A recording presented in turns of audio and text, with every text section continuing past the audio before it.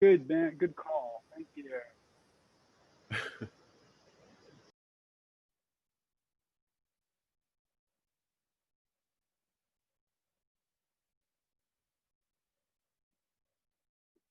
All right.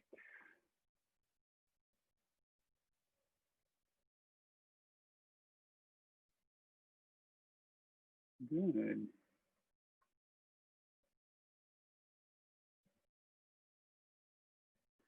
Um,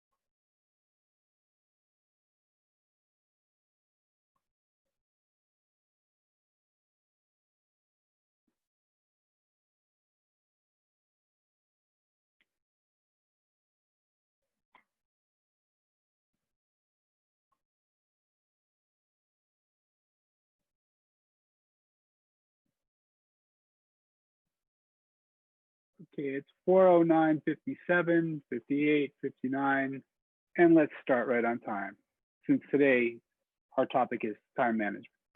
Welcome, everybody. Thank you for being here.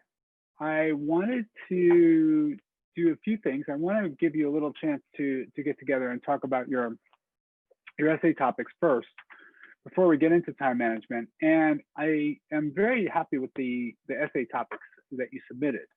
Every single one of them is interesting. And the range from topics about grading, diversity, grading and diversity, how they intersect, which is really interesting. Issues about the importance of attendance, or maybe it doesn't matter. A lot of you are interested in online versus offline, especially in the context of COVID-19. Even some really creative ideas like how does the size of breakout rooms influence the interactions?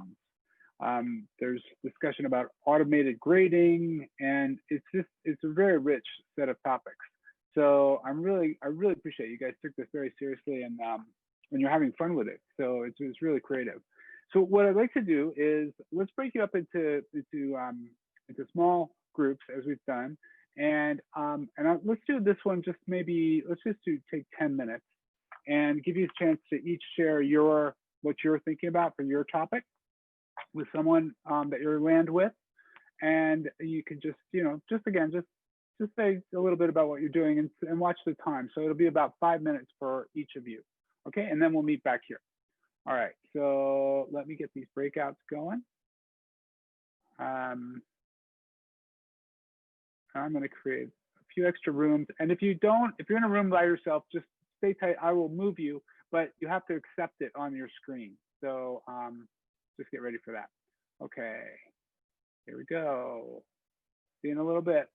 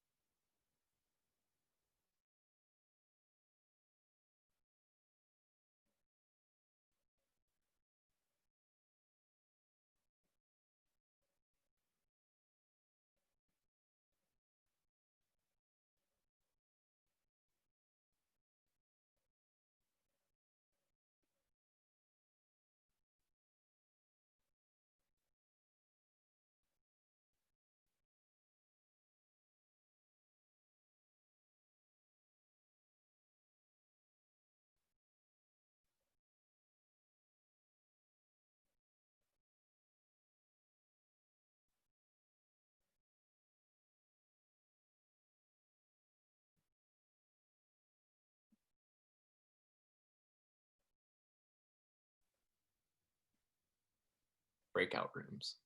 Yeah, I'm going to send you over to room 12, okay? You just have to accept it. Sorry, I'm a little... Right? No problem.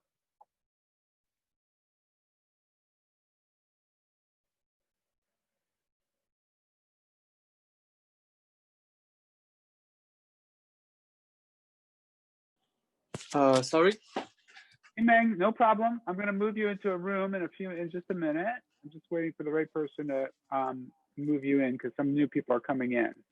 So what we're going to do is just talk about your essay topic just for 10 minutes. Okay. Okay. So I'm just looking for someone else to put you in a room with, and well, I'm going to put you in room. I'm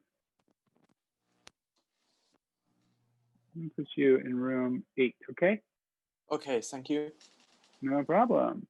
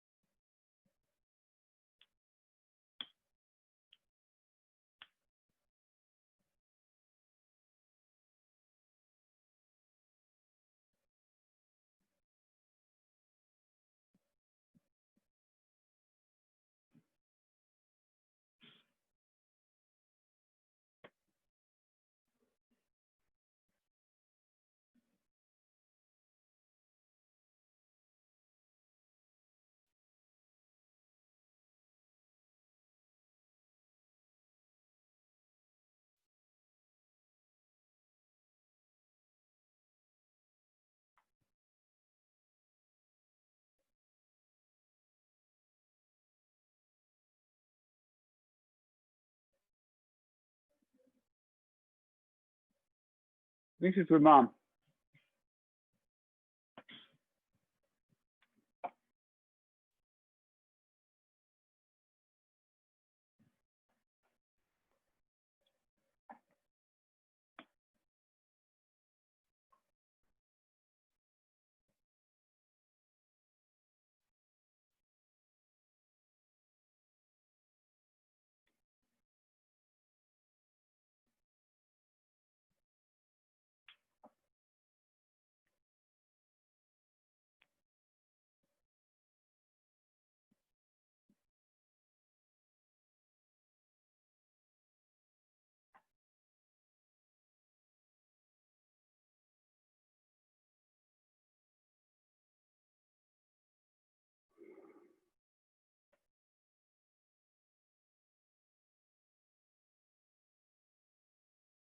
Hi. Hello, I'm going to connect you to a room. Let's see, we have about 5 minutes left. We're just going to talk about your final project. So Okay. I'm going to put you in room 2, okay? Okay, awesome. Go.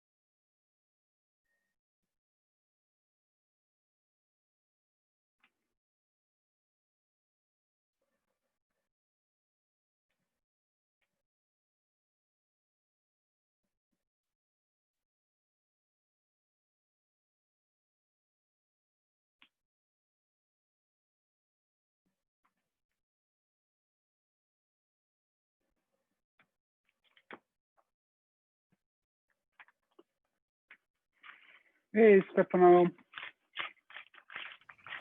Hi.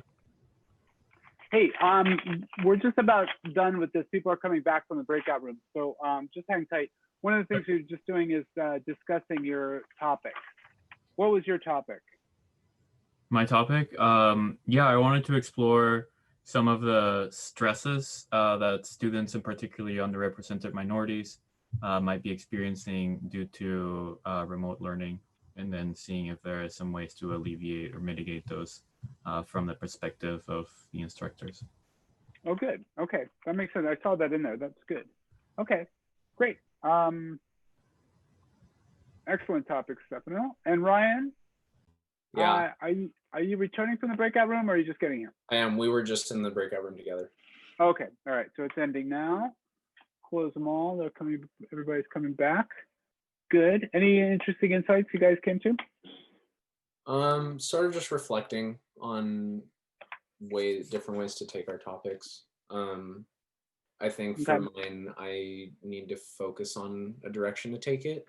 I'm planning on doing mandatory versus optional attendance for classes, and what benefits might be, which if there is a better option.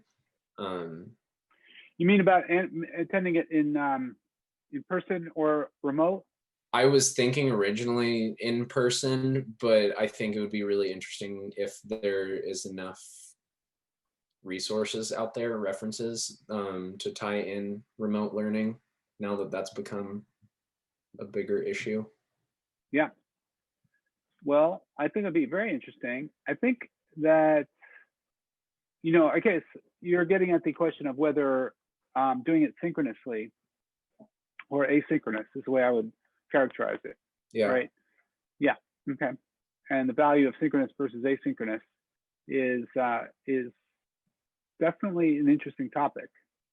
And there may be interesting lessons that, because the idea of online courses have been around for a long time before COVID-19. So there should be some interesting studies that predate. It would also be interesting if, just to look at news reports and opinion pieces that have been written since COVID-19. I think my own feeling is that everybody's on a big learning curve and people haven't really figured it out. We're in the process. And I also think that there's a lot of still strong biases and confirmation bias operating out there, where people are just, they decide they don't like learning this and they're sticking with it, But Yeah. But it sometimes, these things take time. But that's why I want to encourage everyone, in your final essays, have some fun with it. Look around for some unconventional views and sources that might be that might offer insights that are not, just what you expect, and definitely take try taking an unusual hypothesis and see where that leads you. But I really appreciate all the topics. And in fact, someone said they're going to look at storytelling in classes, which is great. And so that is also very relevant to our next topic. So is there anyone who has a particular insight you want to share before we move on to time management? Okay.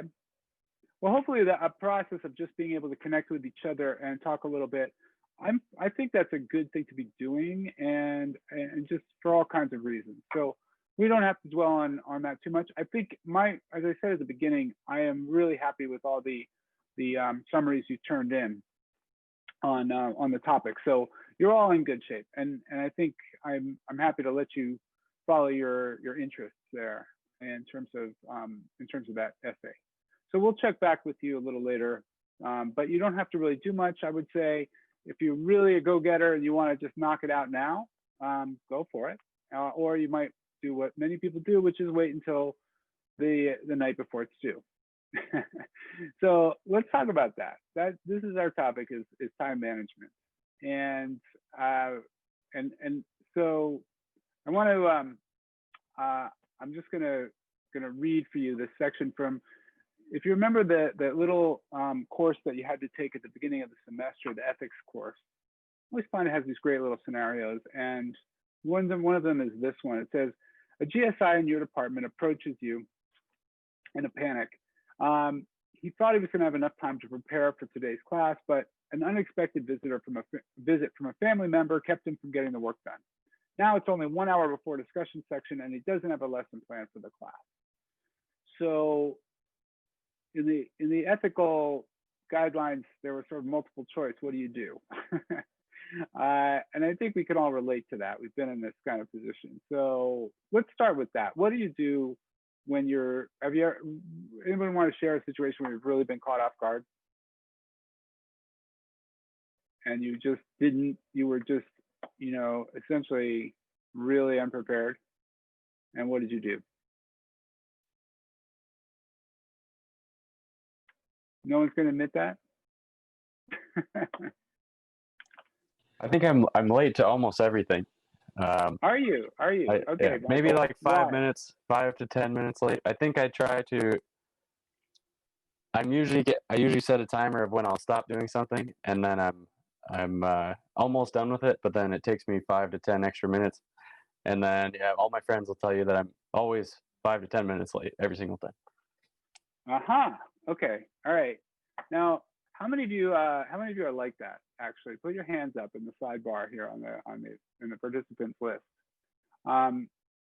Okay, Vishal, Emma. Oh, good.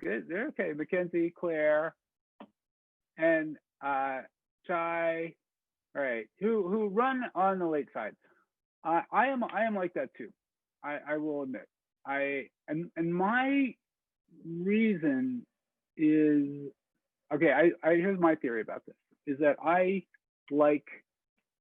get a little bit of the adrenaline rush out of this trying to get there. And it's a weird little addiction, but I like that little, right when you're kind of like rushing at the end. And this is for like a meeting or something like that, but I cut it close. And generally, as a result, I can be, a couple minutes late. And it, I know that it really irritates some people. And I'll never forget, when I first came to Berkeley, I was junior professor.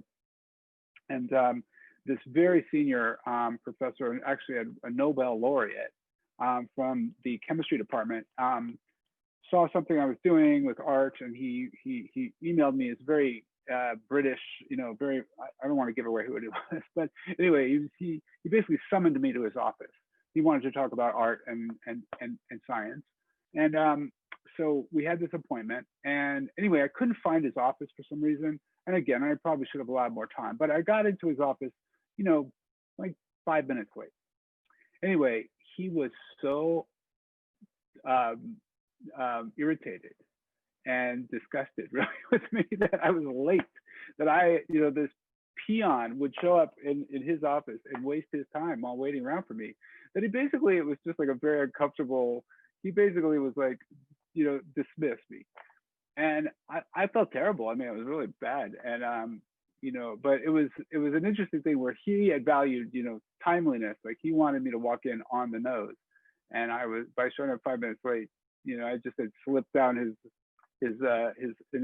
esteem to an unrecoverable level. So it matters, right? People have different expectations there, and just like we're talking about learning styles, I think time styles are also very interesting. So how many of you are on the early side? Put your hands up if you like to be habitually early for things. And while you're doing that, I'll just tell you, I had a grad student a few years ago who would show up for a meeting. I'll never forget. I saw him before a meeting, and I said, "Oh, are we meeting now?" And he said, "Yeah, we have a meeting in an hour." And I said, "Well, what's going on?" He said, "Oh, I always get here early, an hour early." Anyway, okay, so here we got our early birds: Tatiana, Sasha, Salim, Darren, Clara, Ryan. Interesting. Okay, so tell me about what's going on with you guys. Why do you like to be early? I was always taught that, I guess it's like my way of growing up, because my mom was always early as well, but I was always taught that if you're early, you're on time, and if you're on time, you're late. And yeah, and I don't know. My mom is very, very, very, very Russian. So I don't know if like cultural aspects have to do anything with that, but like even with her, if she says we're leaving at 3, she means 2:50. So Okay. Okay, you better be there. You better be ready, right? That's interesting. Okay. All right. How about others? How was it something you were essentially, grew up with, or was it something you came to in terms of being early? I think for me, I've personally been in many experiences where being late just had very, very severe consequences, and am very trauma / anxiety driven when it comes to when it comes to making it early. But I also find it that like making it early always gives time and sends the message that like you're taking something seriously, or that, and it also gives you time to adjust for anything that needs to get done, or I don't know. Yeah, something could go wrong if you're trying to get somewhere and there's a traffic or something, right? So you budget that in, right? So you don't get stressed out. So you don't like the stress side, I would gather. Yeah, I mean, I just like the worst feeling in the world is like being on the way somewhere, knowing you're gonna like how long it takes to get there, and you're like on the way and you're gonna get there late, and that like that that adrenaline rush, that race is the worst. Yeah, I hate having to go through that. Okay, all right. So how about others? So I'm the same way, kind of like as I grew up the same way that Sasha did, where it's like if you're not early or late. But that got compounded because I started off my university at my community college, and the parking was always awful. So based out of necessity, it was you have to be really early or you're not getting a parking spot, because your parking can take you 2 minutes if you get lucky, or an hour. Then that kind of turned into a habit, and on top of that, it was if I get to the class early, a lot of times the classrooms are empty beforehand, which case I could get work done or talk to the professor and et cetera. So it became just a habit built off of my family. So I'm just exceedingly early usually. That's interesting. Yeah, and you get that little relaxed time when you get there and you're settled in and you can get some work done or something. You're just relaxed, right?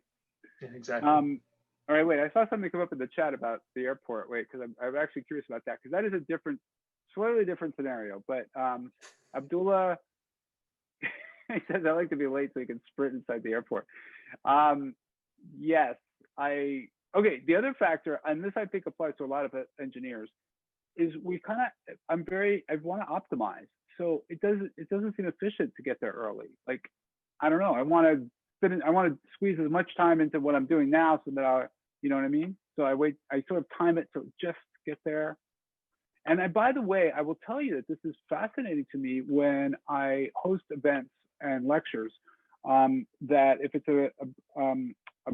within engineering, we'll host a lecture and literally everybody will walk in at 2:09. Like the room will be empty, and then 2:10, boom, it'll be full.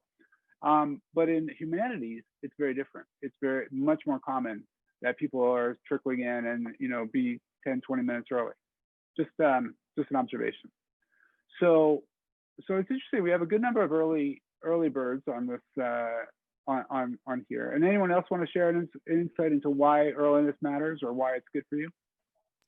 I like being early. Well, okay, early, maybe like 10 minutes early. I'm not like the kind of girl to be there an hour early, because I think that is a waste of my time. But I think it's disrespectful to be late. Like, I think you made a commitment to be there at a certain time.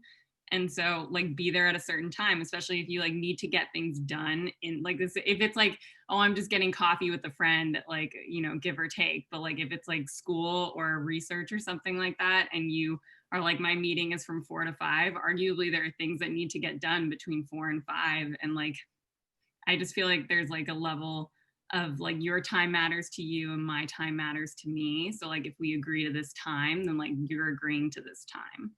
Maybe that's a little too harsh, but that's kind of how I've always viewed it.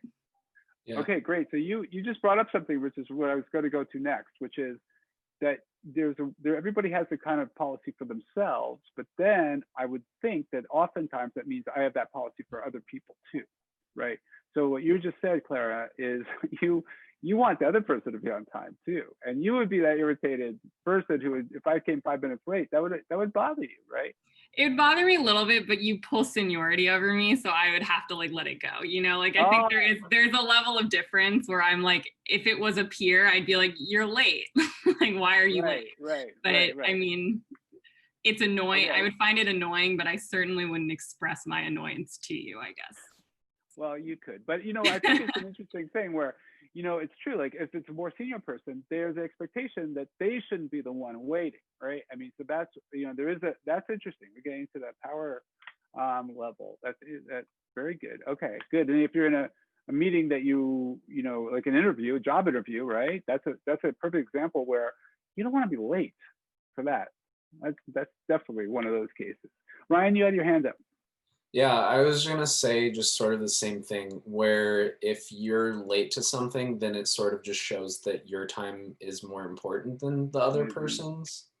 At least that's the way that I've been taught to view it. And similarly, if someone else comes late, then their time is more important than my time. Right. So you actually take offense, is what you're saying. I wouldn't say I take offense to it. I couldn't care. It's more of just like a way to think about it so that I hold myself accountable more than like being offended if someone is late. Okay. All right. But you said something interesting, like it's a matter of respect, right? Yeah. And I hear that. Yeah, I see a lot of heads nodding. So it's respect to be on time, right? And yeah, and I think also, especially when, let's say it's a class and you're the GSI, right? And if you walk in late, well, you've not only made one person wait, but you've made, your entire class wait, right? So that's sort of multiplier, that seems like particularly problematic, right? And we all know we have some teachers, who've had instructors in the past who just habitually come in late. I think giving yourself a buffer region, like I think a buffer region is reasonable. Like if you say meet at a certain time, then like you should have a 3-minute window, I would say, on either side. Right. Okay, like, good. So that 3 to 5 minutes is very different than 10 minutes. Yeah, definitely. Right. So it definitely gets worse over time. And who else has an opinion on this about how you? Is that pretty common? Michael, how about you? Since you come late, I want to hear from some of the people who are more prone to being late. How do you feel if someone is late? Do you feel that is a little bit of disrespectful to you? It depends what their excuse is when they come. But like say, it happened to me. I think 2 weeks ago. Like someone was like 15 or 20 minutes late to go on a hike, but it was super nice outside, and I didn't get to spend much time outside that week, so I actually really enjoyed it. But like I will say, for like weekday events, I do try to be on time, and for first time meeting people, I try to be on time. And then the more comfortable I am with them, like once I get a better read on them, I can be 5 minutes late. Is what so I'm not late all the time, but after I get a read on people, then I might be late. Okay. All right. Good. They know you. All right. Christopher. Yeah, I was gonna say. So, I agree with those points, especially like when you're meeting someone at first, it's important to be on time. Or when you're meeting for some sort of exploration, some adventure, then I would like to be on time. However, I will say that I actually prefer when people show up late, because usually I'm doing something and it allows me more time to do that thing. And I would also like to say that I feel like there's like a cultural influence on, I tend to be more on the later side unless it's really important. But like I grew up in like the islands, and so we call it island time. So if someone tells you 2 o'clock, everyone's showing up at 3 o'clock. It's just how it is. So I feel like there's like cultural aspects to this as well. Yeah. Oh, that's a very good point. Absolutely. Absolutely. That's a really good point. In the Jewish culture where I come from, they always say that Jews, the Jewish time, same thing. It's like 20 minutes after the time you appointed time. And then the problem with Jews is they never leave. So that's how they make up for it. So it's very interesting, and you're right. It's cultural. I think it's very much about the family you grew up in. Where they were in terms of certain kinds of discipline and expectations, and it gets set early. It's interesting. I have one daughter who's always on time and very aggravated if we're not, and the other one who's never on time. So I don't know. And it's just it's almost like genetic. Maybe they'll find a gene somewhere in there at some point to talk about that. But the biggest point, I think, is that, again, like in learning styles, there's different styles. And one thing I think is important is if it's getting to the airport and it's just between you and that airplane, that's one thing. But if it's a meeting or a class, then you have to factor in that there's people on the other side who may not share your view if you want to be late, So I will tell you that I am habitually late for things, not long, but just a little, but never for class. I won't be late for class. Having said that, I'll probably be late next week by Murphy's Law, but I try never to be late for class, because that to my mind is a very, very strong, and it shows me that I can do it. I make it my business to always be there. So, okay, let's talk about time management a little more broadly now, unless anyone has something you really want to add. Oh, and Berkeley time. Thank you, Michael. That's a very good point, because we are very, I've been living on Berkeley time for 25 years, and yes, in my mind, that's 10 after. So you're right, especially for meetings around campus. And that's often very, very problematic, because, people don't always think, like, they think if it's a lunch, it's not 10 after, right? And so, really good point. Okay. So are you guys okay? We're going to move on to time management in general. I want to talk about this, the video and the Rory Vaden. But before we do that, it's actually helpful to understand his context. So I'm going to play for you a very short, just don't take much of the time, but 5 minutes, a video about what's called the Covey matrix. And many of you may know what this is already, but it's actually what Rory is referencing when he talks about the three-dimensional, basically tensor model that he has about time management. So let's look at let me play this for you very briefly, and just to give you a context for this matrix. Here it is.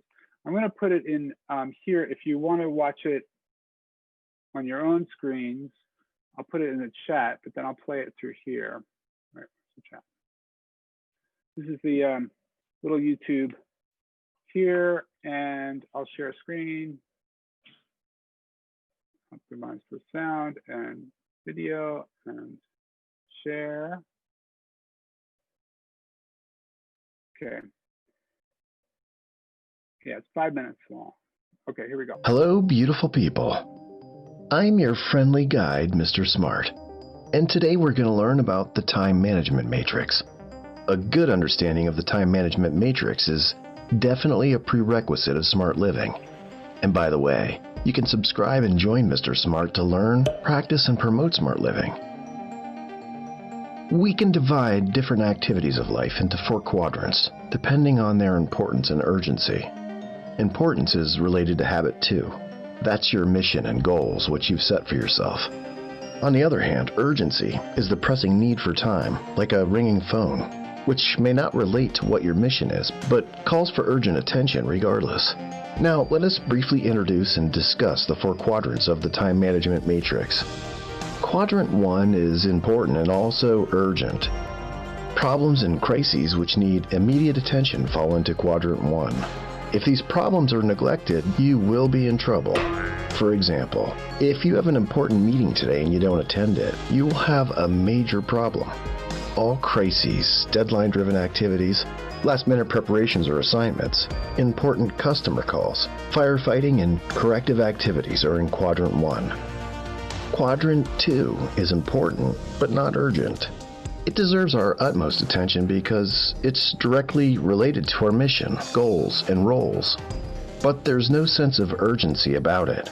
Deep relationship building, long-term planning, coaching, mentoring, professional development, continual education, soul-nourishing recreation, market strategy, physical exercise, broad and deep reading, and preventative activities are in Quadrant 2.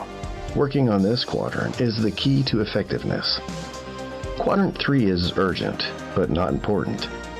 These are all things which can be important for others, but not related to our own mission, goals, and roles in any way.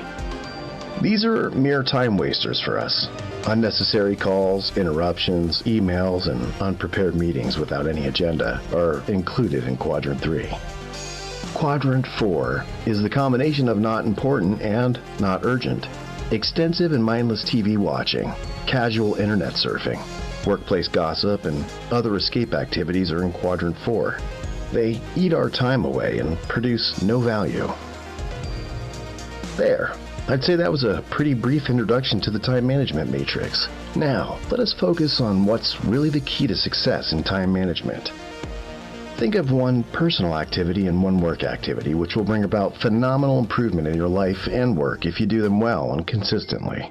For instance, spending more quality time with close family members and improving your relations with key business associates can be two outstanding examples of this. To which quadrant do these two activities really belong? Absolutely, it's Quadrant 2.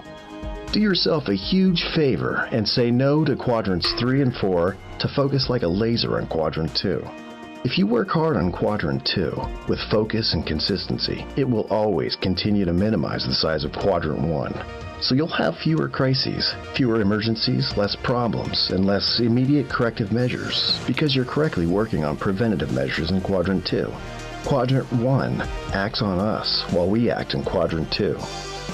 So, the activities of Quadrant 2, which matter the most, should never be placed at the mercy of Quadrants 3 and 4, which matter the least. I know it's fun to kill time. It's fun to be entertained mindlessly. And there's a time for that. But it's not all the time. And if left unchecked and unbalanced, can harm you in ways that you never even thought of. Least of all would be any kind of business success. So, the discipline of time management requires proactivity, which, if you remember, is habit number 1. Dear viewers, it is the 9th animated video of the 7 Habits series. We highly recommend you to watch the Okay. All right, that was a little heavy-handed, but and he doesn't even mention Covey, the guy who wrote the time management book. Actually, the book is called 7 Habits of Highly Successful People.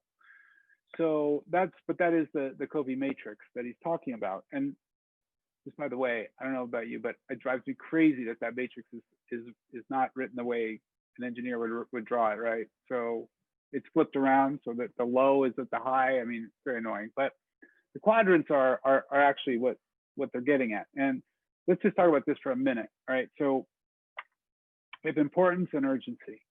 And, it's a little bit counterintuitive that you actually want to be in this quadrant that's talking about high importance, low urgency, that's actually where you should be putting your time. And how do people feel about that? Is it already what you're doing, or do you think, does it resonate a little bit with you? It's hard to do in practice. Hard to do in practice. Good. Why? Because those urgent things are knocking at your front door, pretty much. Yeah. Yeah, right. I mean, he sort of crosses out email and says, don't bother with that. That's not really doable. And it's, also, it's interesting that exercise is in that quadrant. But like unwinding TV or something, and, he says mindless TV, but, things that you might do, like social media, seems to be in that 4th quadrant, which he wants you to, eliminate also. Right. So it's not a scientific, model by any means, but, and I agree with you. I don't think it's easy, but I think there's something interesting about really being able to make time for those things that are not urgent but are important, right? Because then you're making the decisions. As he said, those are the things that you act on rather than act on you. And so you are making the decision, I want to spend time on this. It's not urgent, but I'm going to make the time for it because that's going to help me in the long run. Okay. So I think it's interesting for us to take that to heart because it really is trying to get at something. Now, this is very relevant to the video we watched for the homework, which is by Rory Vaden, and that he introduces this other dimension to it, right? What is that? Anyone? Significance. Significance, right? Exactly. So he says there's another axis, and it's basically not only what's urgent or important, but how it's significant. And what is that? He's getting at, what's the issue there? It's about, it has something to do with time also. It's about what is this going to, how is this going to affect the long picture, the big picture, right? That's what the significance is. And, you know, what can I do today that'll make the future better? That's what he's talking about, right? And he gives these examples of like setting up an auto bill payment, right? That it's going to take you an hour to do that, but it's going to save you a half hour every month, so that over time, you know, you quickly recoup that, right? Those kind of things that can structure your life so that you don't have to keep doing them. So anybody have examples of that? Are there examples of things that you do where you make a little investment to get it done, and then it just saves you time in the future? Yeah, I have some. Like spending time to improve your experimental setup, or spending time to make like your data analysis, like a Python script or something. Improve that so that data analysis can be more automated. Good. Okay, great. So this is like an experiment that you're going to be running over time, and you want to get it nice and clean and organized, right? Good. Okay.